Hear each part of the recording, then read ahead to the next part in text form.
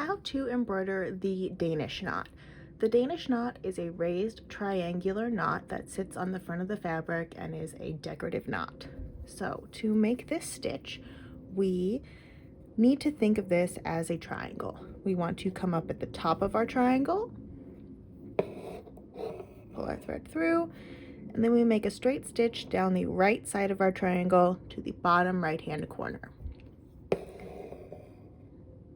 After that, we bring our needle up in the bottom left-hand corner of our triangle. Next, we slide our needle underneath that straight stitch, and we want to go above our working thread, where the thread is coming out of the fabric, and gently tug that through. We don't want to pull too tightly, we just want that thread to sit nice and flush along the fabric there and not pull our straight stitch tight.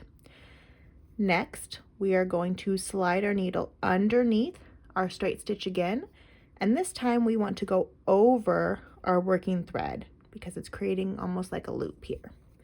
And we'll pull that through, gently tug again, so that's nice and flush with the fabric, but not pulling too tightly.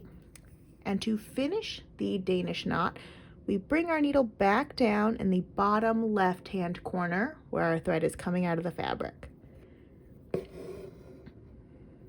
Like so. And that is our Danish knot.